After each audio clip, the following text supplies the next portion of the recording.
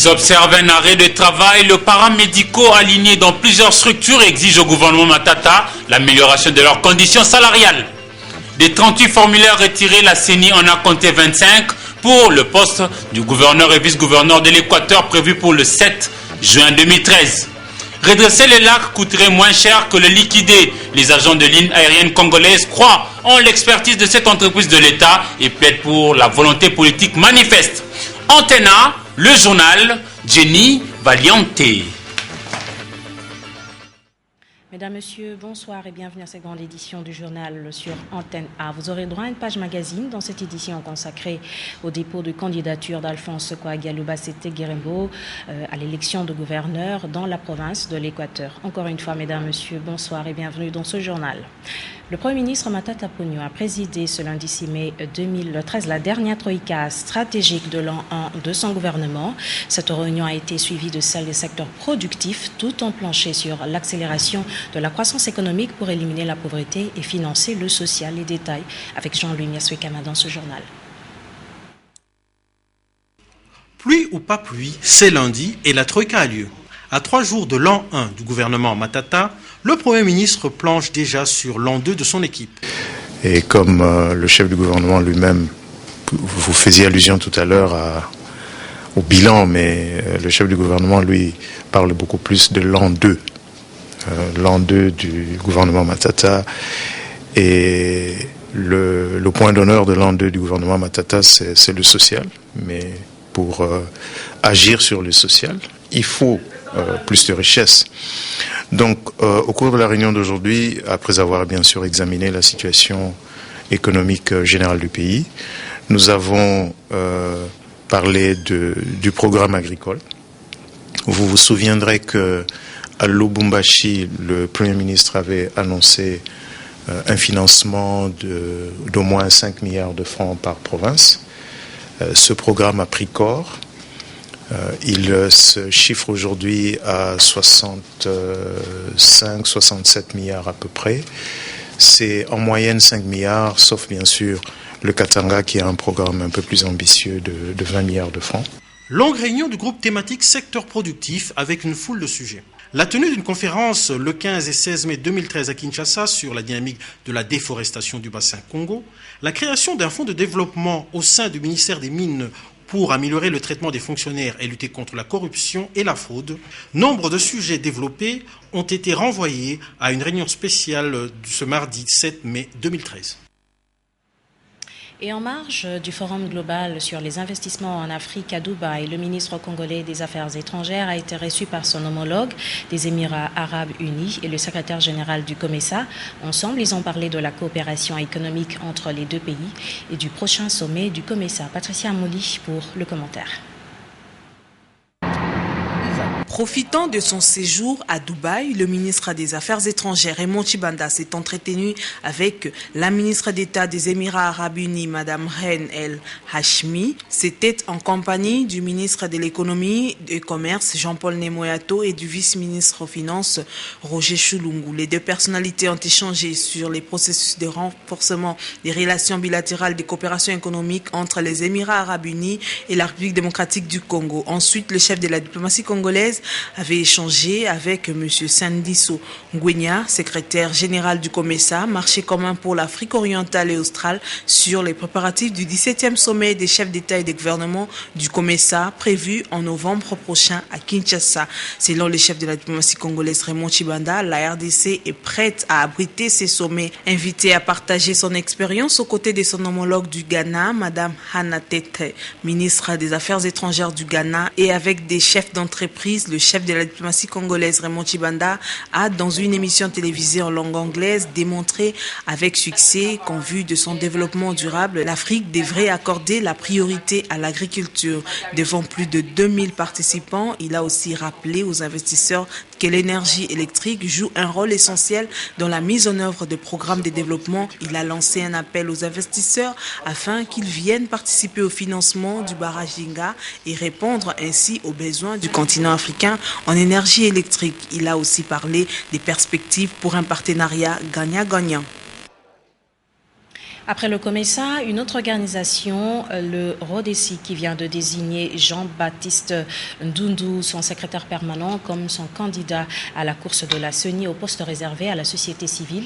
C'était au cours d'un point de presse animé ce lundi 6 mai 2013 à son siège situé sur l'avenue Bouta, dans la commune de Lingwala. Les détails avec Nadia Kolinfouka sur les images de Damien Maungu. Promulguée il y a près d'une semaine, la loi modifiée sur l'organisation et les fonctionnements de la Commission électorale nationale indépendante accorde 3 sièges aux membres de la société civile. Voilà pourquoi au cours du point de presse de ce lundi tenu par les RODESIC, il était question de fixer l'opinion sur le choix de Jean-Baptiste Ndundu à l'un des postes réservés à la société civile, vu son expertise en matière électorale. Nous, délégués des associations membres du réseau des organisations des droits humains et d'éducation civique d'inspiration chrétienne, RODESIC en sigle, réunis en assemblée générale extraordinaire au siège du réseau à Kinshasa, considérant l'expérience et l'expertise du RODESIC en matière d'éducation civique et électorale, vu la nécessité et l'urgence, avons désigné à l'unanimité M. Jean-Baptiste Ndundu Ntsi Tuvila, actuel secrétaire permanent du RODESIC, comme candidat du RODESIC à la CENI pour les comptes de la société civile. Les RODESIC restent tout de même ouverts aux concertations avec les autres organisations de la société civile pour le développement du Congo démocratique. Parlant des élections des gouverneurs et vice-gouverneurs dans la province de l'Équateur, et bien fin de dépôt des candidatures à l'élection des gouverneurs et vice-gouverneurs dans cette province depuis le samedi 4 mai dernier à Mbandaka. Au total, 25 candidats sont engagés dans la course pour succéder à Jean-Claude Baïndé. Les détails dans ce commentaire signé Odon Joseph Bongambo. À 16h30 du samedi 4 mai à Mbandaka, le bureau de réception et traitement des candidatures a fermé ses portes. Sur les 38 formulaires retirés dans ce bureau, 25 seulement sont déposés. 24 candidats indépendants et un seul présenté par un regroupement politique. Aucune candidature féminine au poste de gouverneur. Seules 2 femmes ont postulé comme vice-gouverneur. La bataille s'annonce rude et les pronostics sont à faire avec réserve. La majorité présidentielle s'emploie à conserver son pouvoir dans cette province dominée par l'opposition qui, à son tour, tient à tout prix à récupérer ce poste. De part et d'autre, les candidatures ne font pas l'objet des consensus et les négociations pour emmener les familles politiques à présenter des candidatures communes avancent peu. Les partisans de la majorité espèrent gagner avec lui Alphonse Koya-Diallo. Ceux de l'opposition comptent sur Jean-Lucien Boussa, qu'ils ont chaleureusement accueilli à son arrivée à Mbandaka. L'ancien gouverneur José Makila, Gabriel Bolengue, le sénateur José Massikini et les autres donnent aussi l'impression de ne pas rester dernier dans cette course. C'est donc dans 4 jours que la CENI va rendre publique la liste provisoire des candidats. Pour l'instant, l'heure est à la substitution et au retrait des candidatures, car l'élection est prévue pour le 7 juin prochain. Vous avez bien reconnu la voix de Dieu merci Nzoma Biala dans ce commentaire. Et du côté de la majorité présidentielle, les candidats retenus à l'élection de gouverneurs et vice-gouverneurs dans cette province sont bien connus. Il s'agit de Alphonse Koya-Diallo Bassete Guerembo comme gouverneur et Sébastien Impeto au poste de vice-gouverneur.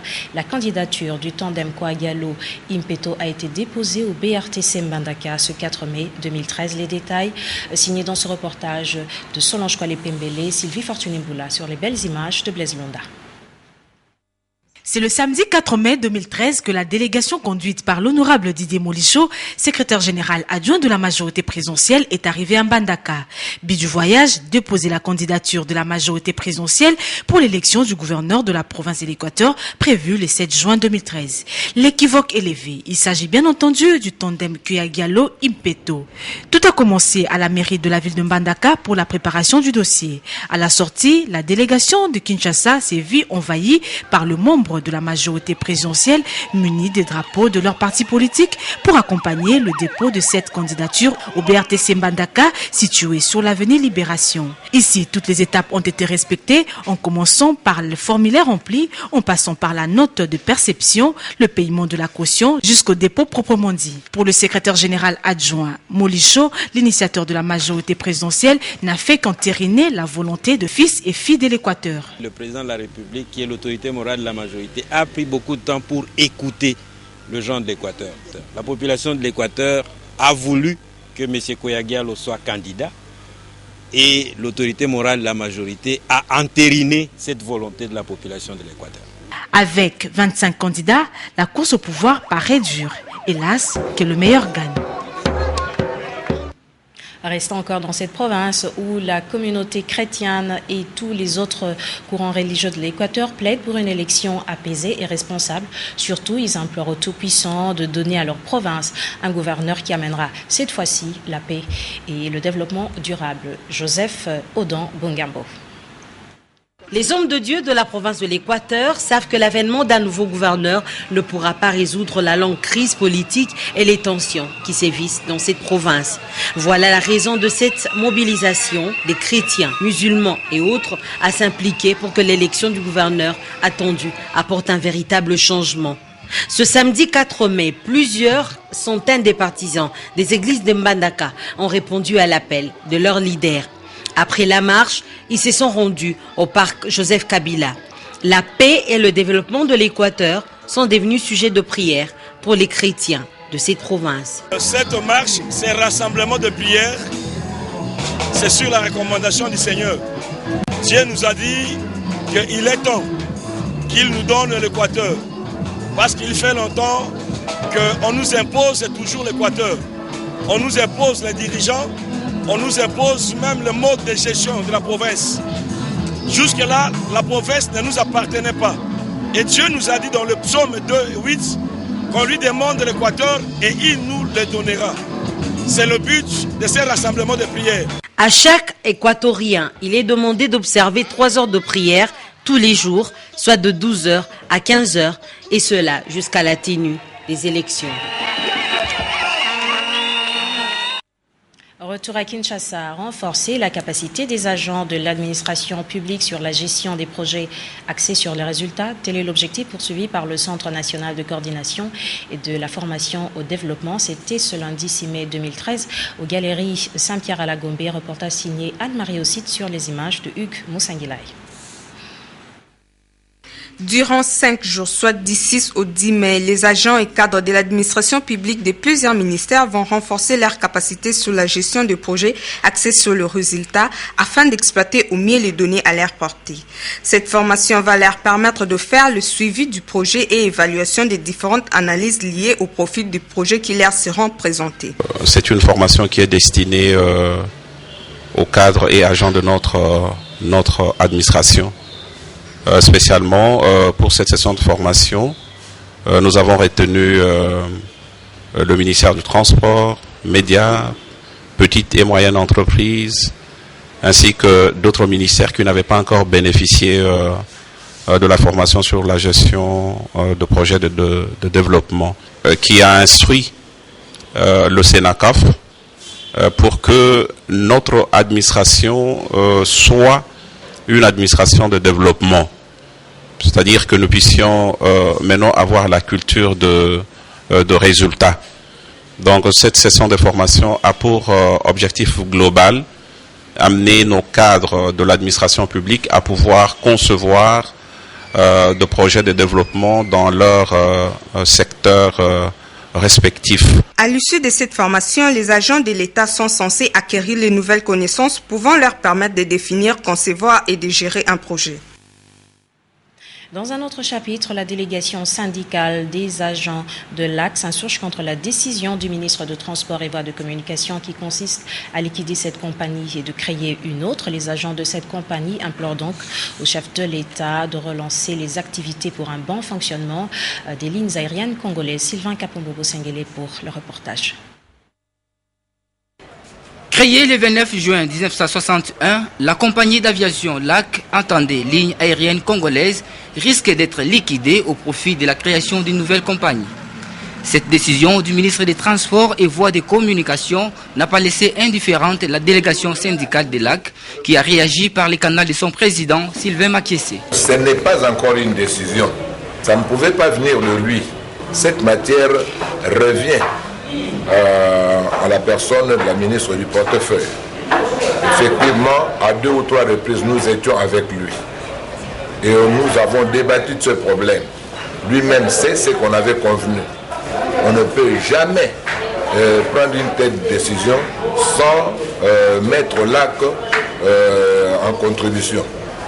Cette délégation syndicale ne jure que pour la relance de cette société, d'où ces cris de détresse lancés à l'endroit du chef de l'État, Joseph Kabila. Nous lançons un cri d'alarme au président de la République. Pour nous, c'est le dernier rempart. C'est un cri d'alarme pour que le président de la République voit ce problème et surtout dans ce quinquennat du social, vouloir créer le moi dans la population, ce n'est pas normal. Plus de 2000 personnes sont employées au sein de cette entreprise de l'État. La liquider remettrait en chômage les âmes de ce peuple. En santé, dans ce journal, 3 journées sans professionnels de santé à partir de ce lundi 6 mai 2013 dans tous les hôpitaux de la RDC. Une décision décrétée par les syndicats de la santé. Nos reporters ont fait le constat à l'hôpital de référence de Kinshasa. Nadine Ngalula, Dieu merci Nzom Mabiala et Mathieu Ngadipofi. Pendant 3 jours, soit du 6 au 8 mai 2013, les professionnels de santé regroupés au sein du SYNCAS, Solsico, Sinapetas et Disco ont décidé d'observer un arrêt de travail dans tous les hôpitaux de la RDC. Parmi les revendications contenues dans leur cahier des charges déposé au ministère de la Santé figure la majoration de leur prime de risque. L'État congolais a fait un réajustement de la prime de risque aux seuls licenciés. D'ailleurs, un groupe de licenciés, pas tout le monde, mais a oublié une certaine catégorie. Et c'est comme ça que nous avons fait le plaidoyer auprès de lui pendant plusieurs jours pour qu'il essaye un peu de donner cette satisfaction à toutes les catégories. S'il agit le L2 comme étant une unité de mesure, il faudra que ceux qui le suivent puissent quand même se retrouver. Mais malheureusement, il n'a satisfait qu'un seul groupe et c'est comme ça que le reste des catégories ont fait un mécontentement. Et ce mécontentement va de la ville-province de Kinshasa, ça répercute pratiquement à l'intérieur, à condition qu'il ait favorablement répondu. Sinon, à ce moment-là, nous menons des actions syndicales. Et ces actions syndicales, aujourd'hui, nous n'annonçons pas encore. Aujourd'hui, c'est un arrêt. C'est un ultimatum, c'est une annonce que nous faisons au gouvernement. La levée de ces 3 jours d'arrêt de travail n'est pas conditionnée par une réponse favorable venant du gouvernement. Sport, ce dimanche 5 mai 2013, les supporters du TP Mazembe Kinshasa se sont réunis au sein du groupe de soutien de cette équipe que coordonne le colonel Van Kassongo. Se sont donné rendez-vous pour suivre le match de leur team contre Orlando Pirates d'Afrique du Sud. Découvrez la suite des événements dans ce reportage de James Katambwa. Le groupe de soutien du tout-puissant Mazembe à Kinshasa était au grand complet aux côtés de son coordonnateur, le colonel Van Kassongo, pour suivre le match Mazembe-Orlando de ce dimanche 5 mai 2013 à la radio, car il n'était pas diffusé à la télé. Tout semblait bien marcher et lorsque les Congolais marquent le premier but, la joie est totale.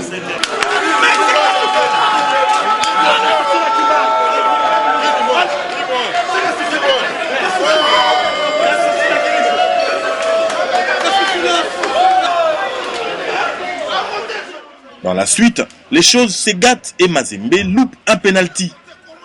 À 3 minutes de la fin du match, l'arbitre séchellois accorde un deuxième penalty au Corbeau.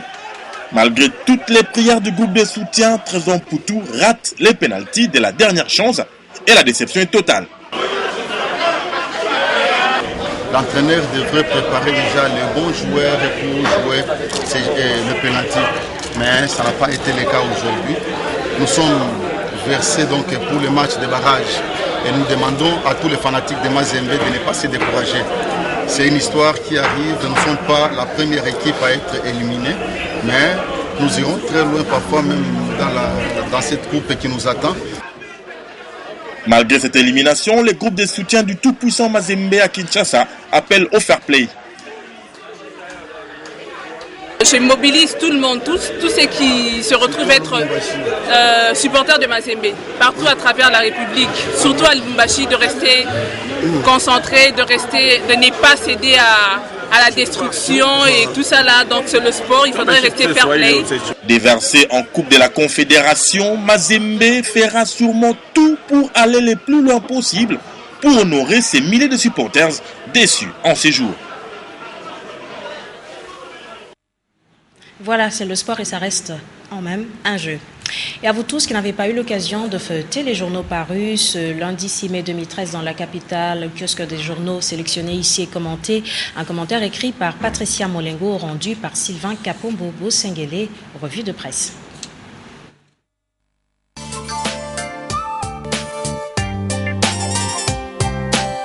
Bonsoir. Les consultations démarrent ce lundi 6 mai à l'Assemblée nationale pour la composition du nouveau bureau de la Commission électorale nationale indépendante. Selon la prospérité, l'Assemblée nationale n'entend nullement porter la lourde responsabilité du retard de la mise en place des organes de la nouvelle CENI. Et les députés nationaux ont eu un débat houleux le samedi 4 mai dernier, à l'issue duquel quelques recommandations pertinentes ont été formulées en vue de baliser les chemins de la désignation des membres du bureau de la CENI. L'observateur a ajouté à ce sujet que tous contre l'ingérence dans les choix des composants. Sur ce, les différents groupes parlementaires se sont succédés du haut de la tribune pour donner leur point de vue sur les dispositions pratiques à prendre dans la composition du nouveau bureau de la CENI, dont la mise en place effective intervient dans plus ou moins 30 jours. Le quotidien signale que l'objectif poursuivi dans ce débat est d'éviter des retombées dans la situation autrefois décriée de la mauvaise organisation des élections passées et des fraudes massives enregistrées à l'origine de la restructuration du bureau de la CENI.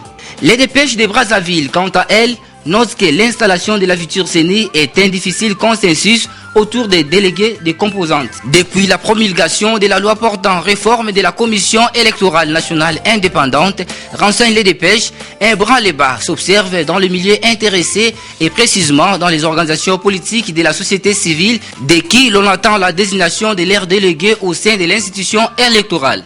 De l'autre côté, le guide s'est penché sur les tête-à-tête que le président de la République a eu vendredi dernier au Palais du Peuple avec le président du Sénat et celui de l'Assemblée nationale.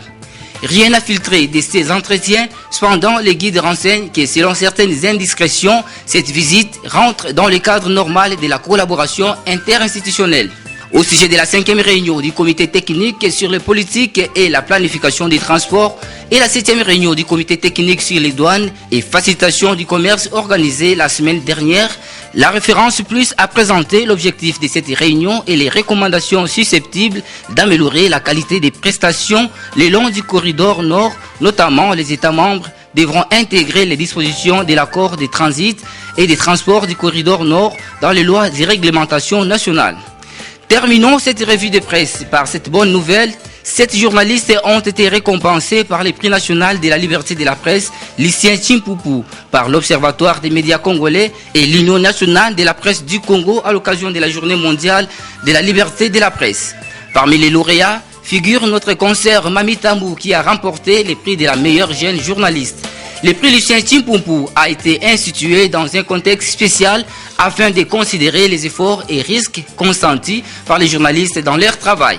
Fin de cette revue de presse, au revoir et bonsoir. Voilà, je l'annonçais en début de ce journal, une page magazine à la majorité présidentielle.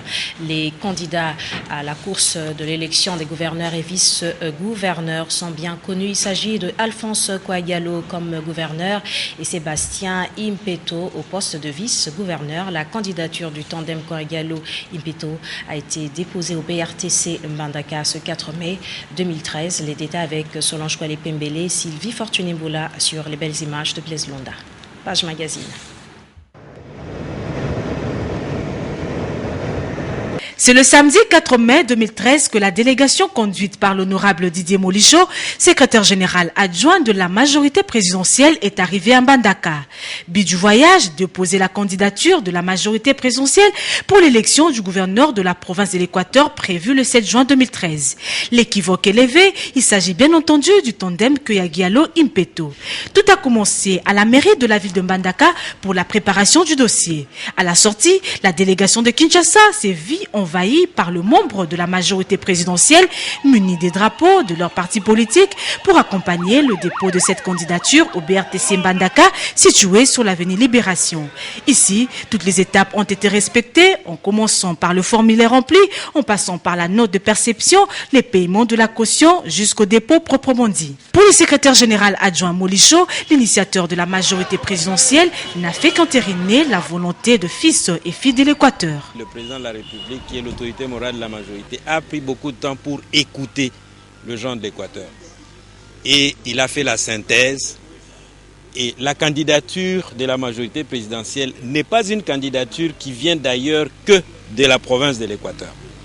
Donc c'est le temps qu'il a pris pour répondre à la demande de la population de l'Équateur. La population de l'Équateur a voulu que M. Koyagialo soit candidat et l'autorité morale de la majorité a entériné cette volonté de la population de l'Équateur.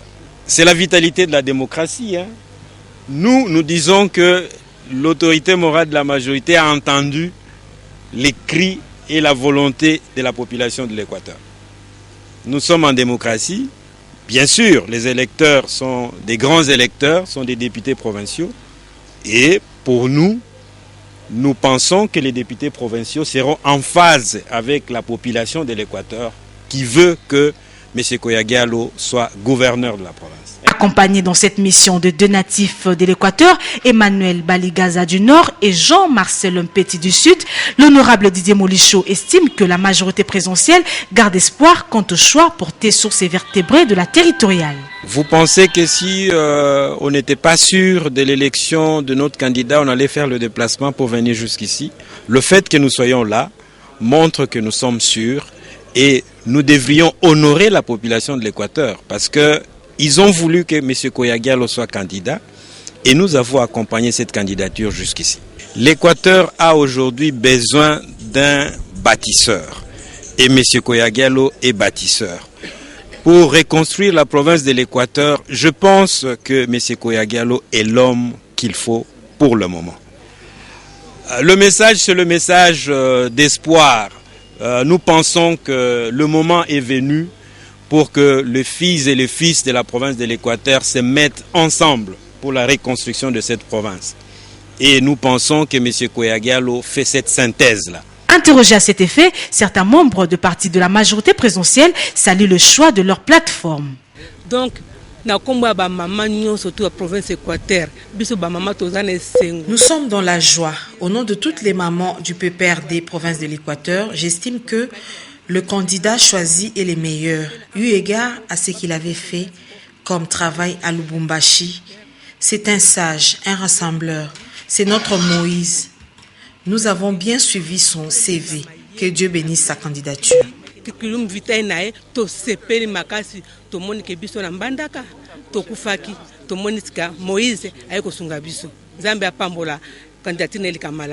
crois que nous ne pouvons pas transposer la situation du Bas-Congo et la situation de la province orientale ici à l'Équateur. L'Équateur a passé un bon moment de souffrance et à un certain moment, je crois que vous avez vu même au niveau de Kinshasa, sur les écrans, nous nous sommes dit Équateur d'abord. Ce qui nous dit que Koyagialo est le meilleur, c'est un problème d'analyse intellectuelle. Koyagialo a travaillé comme gouverneur de province ça et là. Il a une certaine réputation, il a quand même des qualités. Il a été même intérimaire du Premier ministre. Il a travaillé, on l'a apprécié. Nous connaissons quand même le prérequis de ce monsieur. Mais avec les néophytes, vous voyez ce que ça nous a payé. On a travaillé avec des néophytes qui ne maîtrisaient pas la chose. Comment gérer la chose publique, c'est ce qui nous a amenés vers le chaos. Mais nous osons croire qu'avec celui-là, ensemble, nous allons tenir le bon. C'est lui l'homme qu'il nous faut à l'heure où il est. Avec 25 candidats, la course au pouvoir paraît dure. Hélas, que le meilleur gagne. Fin de ce journal. Merci aux deux capitales les plus proches, Kinshasa et Brazzaville, de nous avoir suivis. L'information continue sur notre adresse www.antenne-atv.com. Merci à vous tous qui nous suivez depuis Gaborone au Botswana. Bonsoir.